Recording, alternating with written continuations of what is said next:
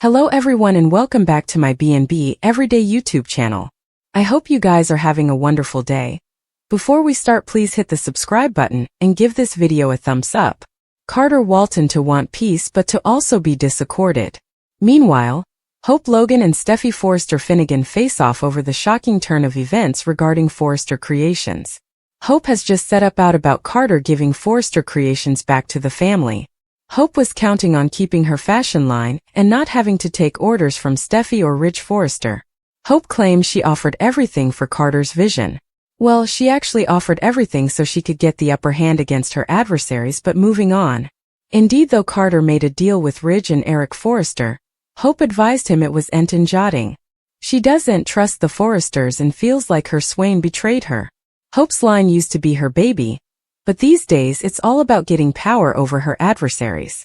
Hope might supplicate, reason, or indeed demand that Carter fix this situation.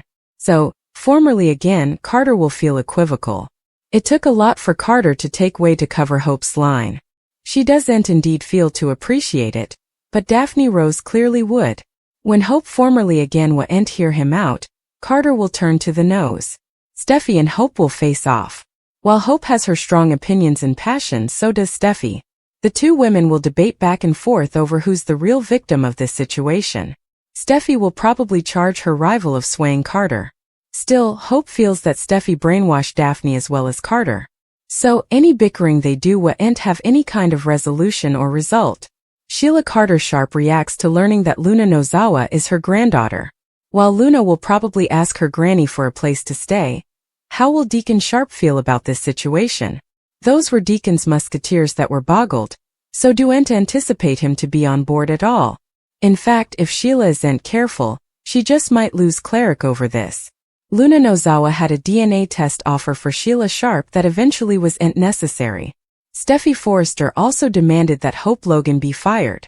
At the Forrester manse, Steffy was pleased over Carter Walton ripping up the LLC papers, but she wasn't ready to let all her wrathfulness go since he allowed himself to be brainwashed by Hope. Steffy also talked to Taylor Hayes, Daphne Rose, Eric Forrester and Rich Forrester about Brooke Logan's future, now that she was losing the CEO spot. Although Steffy suggested Brooke could stick around in some capacity, she didn't feel the same way about Hope. Steffy claimed Hope had to go and made it clear that Forrester Creations should have no involvement with her. After plenitude of reticent build-up at the cabin, Carter broke the news to Hope that he struck a deal with Eric and Ridge. Once Carter admitted to tearing up the LLC papers, Hope was mealy and demanded to know what he was allowing. Hope ranted about Carter caving in when she believed in him and loved him. Carter picked up on the fact that Hope said loved, and noted that she used the once tense. Hope wondered if Carter was questioning her love, and letting the Forresters get inside his head about her manipulating him. Carter made it clear that he was righting a wrong with his rearmost Forrester deal, but Hope asked what this meant for her and Hope for the future. Although Carter said the Forresters were willing to keep her line as part of the deal, Hope snappily realized he didn't get it in jotting. After Hope made a vaticination about getting the charge, she asked what happened to guarding her and her family. Hope claimed this changed everything and felt the Forresters would no way go for keeping her at the company. As Hope continued to rage over Carter's conduct, she demanded to know how he could do this to her. At Il Giardino, Luna suggested they were more such-like than Sheila realized since it was in their blood. Sheila acted like Luna was crazy for allowing she'd be accepted, but Luna signed that perhaps she was crazy like her grandmother. Luna claimed John Finnegan was her father and offered updates on the 2 maternity tests that proved it. Sheila didn't believe Luna at each, so Luna said Finn would confirm it if she communicated him. Luna refocused out that she could do another DNA test with Sheila if she wanted, but she assured her that she was the product of Finn and Poppy Nozawa's night together. Sheila ultimately took a good look at Luna and goggled her in the eyes. That was enough for Sheila to realize Luna was telling the verity, so she blat over chancing her granddaughter and kissed Luna before pulling her into a big clinch. Luna and Sheila's new relationship could lead to plenitude of trouble, so don't miss what's in store. Steffy Forrester's shocking exit will be revealed. Jacqueline McInnes will need a motherliness leave explanation.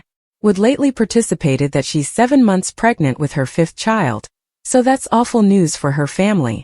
Suckers are thrilled for Wood and can admire that she'll need time to recover and bond with the baby following the birth.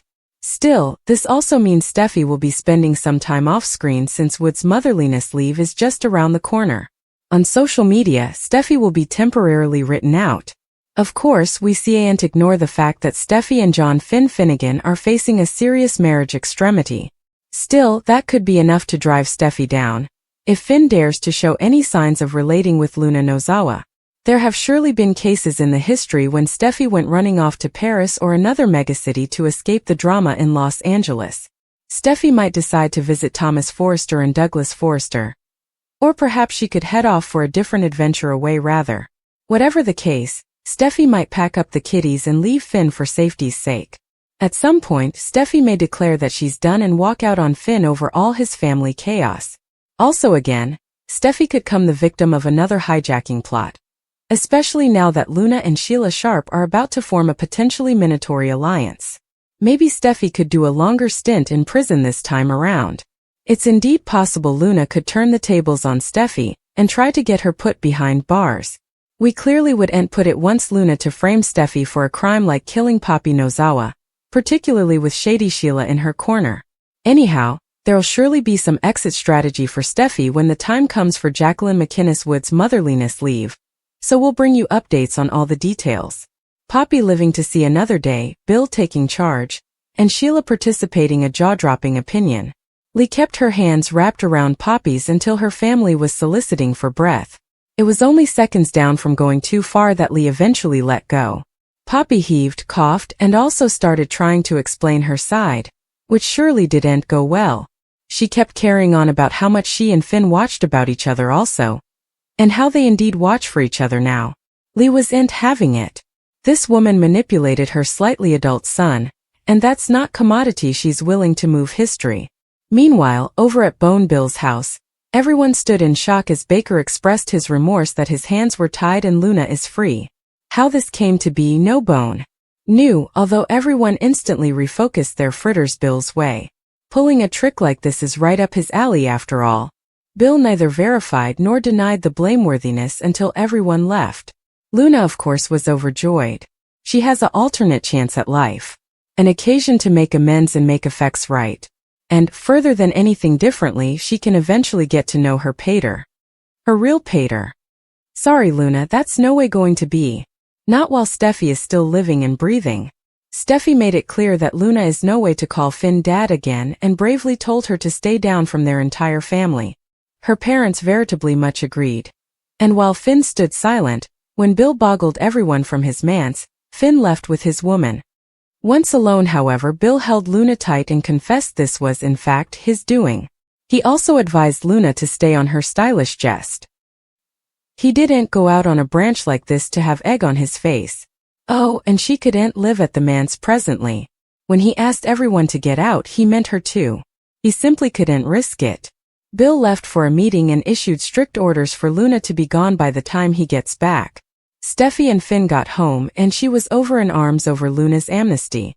Steffy wasn't about to just let her bushwhacker stroll around city.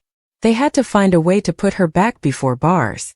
It would be the only way Steffy would feel safe, so she made it her particular charge to get this job done. Steffy also made Finn promise her that he'd steer clear of Luna, and not make the same miscalculations he made getting close to his evil natural mama. At the same time, Sheila and Deacon continued drooling about Poppy and Luna. Cleric was an addict of Luna, especially after those ruinous murders she committed. Sheila believed nearly everyone deserves a shot at redemption. Everyone except Luna. Indeed, Sheila wasn't sure that youthful woman could be made whole again. This was bold coming from Los Angeles and Genoa City's biggest and most dangerous villain.